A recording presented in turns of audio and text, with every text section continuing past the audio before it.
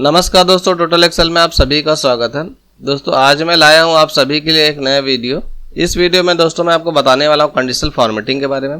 तो इसके लिए सबसे पहले मैंने यहाँ पे अपनी एक्सेल शीट में आपका जो है कंपनी का यहाँ पे एक डेटा ले लिया। कंपनी के डेटा में कंपनी का नेम है, लोकेशन, स्टेट और टोटल सेल दी हुई है। अभी मैं यहाँ पे कंडीशनल फॉर्मेटिंग लगाऊंगा।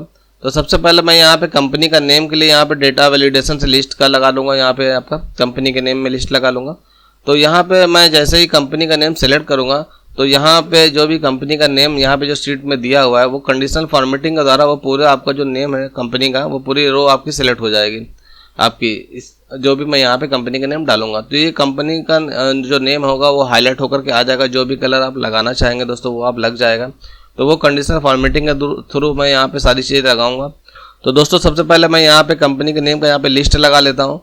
तो डेटा वैलिडेशन के द्वारा मैं लिस्ट लगाने के लिए आपको करना ही होगा कि अपने तो इसके लिए आपको जो है अपने टूल बार के ऑप्शन में आपको डेटा का ऑप्शन मिलता है। डेटा के ऑप्शन में ही आपको यहाँ पे डेटा वैलिडेशन का ऑप्शन मिल जाता है। डेटा वैलिडेशन का ऑप्शन को जैसे दोस्तों आप क्लिक करेंगे यहाँ पे आपका एक जो है डायलॉग बॉक्स ओपन होकर के आता है, जिसमें आपका जहाँ पे एनी वैल्यू लिख करके आ रहा होता है। तो यहाँ पे मैं लिस्ट को लिख कर सेलेक्ट कर लूँगा।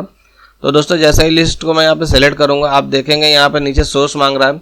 तो सोर्स में मैं यहाँ पे कंपनी के नेम को पूरा सेलेक्ट कर लेता हूँ। आपका जहाँ तक कंपनी का नेम लिखा हुआ है मैं शिफ्ट कंट्रोल और एरो कीज से आपका जो है नीचे का एरो कीज से मैंने इस तरह से सेलेक्ट किया है। तो कंपनी का नेम जो है वो पूरा सेलेक्ट हो गया है और इसमें डॉलर भी लगा हुआ है, यानी कि पूरा लॉक हो गया।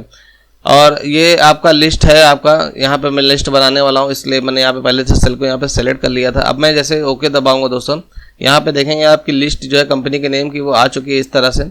तो ये कंपनी का नेम का लिस्ट मैंने लगा दिया है। अब मैं कंडीशनल फॉर्मेटिंग लगाऊंगा कि जो भी कंपनी का नेम यहाँ पे मैंने जो इस तरह से सेलेक्ट किया होगा लिस्ट में, यहाँ पे वो हाईलाइट होकर के दोस्तों आ जाएगा। तो दोस्तों अब मैं यहाँ पे कंडीशनल फॉर्मेटिंग लगा लेता हूँ। कंडीशनल फॉर्मेटिंग को लगाने के लिए जहाँ पे भी आप कंडीशनल फॉर्मेटिंग को लगाना है आपको उसको सेलेक्ट कर लीजिएगा उस सेल को। तो मैं इस शीट में पूरा ही कंडीशनल फॉर्मेटिंग लगाऊंगा। तो मैं इसको पूरा इस तरह से कंडीशनल फॉर्मेटिंग के लिए सेल को सेलेक्ट कर लेता हूँ कंट्रोल शिफ्ट और एरो कीज से। सेल को सेलेक्ट करने के बाद आपको करना ही होगा कि अपने टूल बार के ऑप्शन में ही आपका जो होम के ऑप्शन में ही आपका कंडीशनल फॉर्मेटिंग का ऑप्शन आता है।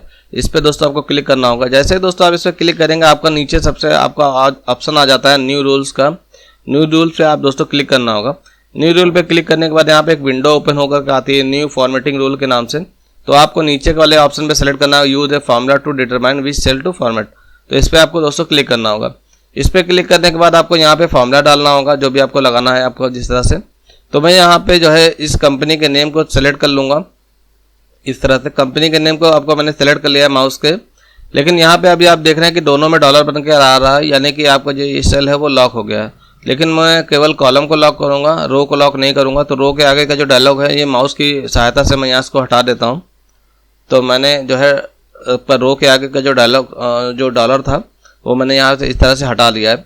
इसके बाद मैं यहाँ पे इक्वल का फॉर्मूला लगाऊंगा, इक्वल लिखूंगा।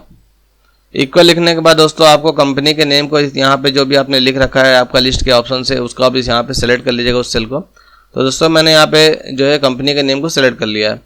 तो अभी आप देख रहे हैं कि यहाँ पे फॉर्मूला आपका लग चुका है। फॉर्मूला लगने के बाद आप नीचे यहाँ पे प्रीव्यू का जो ऑप्शन आ रहा है यहाँ पे आपको फॉर्मेटिंग को मैं यहाँ पे थोड़ा सा चेंज कर देता हूँ। जो भी आपको हाईलाइट कलर लगाना है वो आप लगा लीजिए यहाँ से कलर को सिलेक्ट करके। तो मैं यहाँ पे येलो लगाऊंगा, मैं ओके कर देता हूँ। ओके करने के बाद मैं यहाँ पे दोबारा से ओके करूँगा। जैसे ही मैं दोबारा से ओके करूँगा आपका तो यहाँ पे आप देखेंगे कि आपका कंडीशनल फॉर्मेटिंग के थ्रू आपका जो है यहाँ पे आपका जो हाईलाइट हो चुका है आपका कंपनी का नेम जो भी है मैंने यहाँ पे सेलेक्ट कर लिया लिस्ट के ऑप्शन से। अब मैं यहाँ पे जो है कंपनी का कोई दूसरा नेम यहाँ पे सेलेक्ट कर लेता हूँ दोस्तों, देख लेता हूँ कि ये सही है। अभी मैंने मैक्रोमैक्स सेलेक्ट किया तो मैक्रोमैक्स आपका हाईलाइट हो चुका है। अब मैं कुछ और सेलेक्ट करके देख लेता हूँ।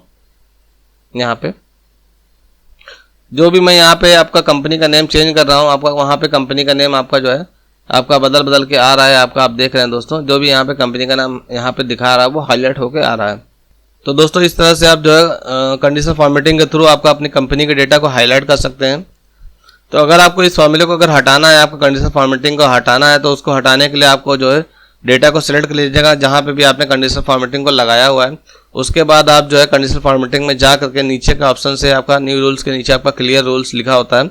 यहाँ पे आपको जो है clear rules from selected cell, तो जो आपने सिलेक्टेड सेल करा होगा तो उसको आप क्लिक करिएगा। अगर इंटायर शीट पे करना हो तो इंटायर शीट कर सकते हैं। तो मैं यहाँ पे इस तरह से क्लिक करूँगा तो आपका कंडीशनल फॉर्मेटिंग जो है वो यहाँ से हट जाएगा दोबारा से।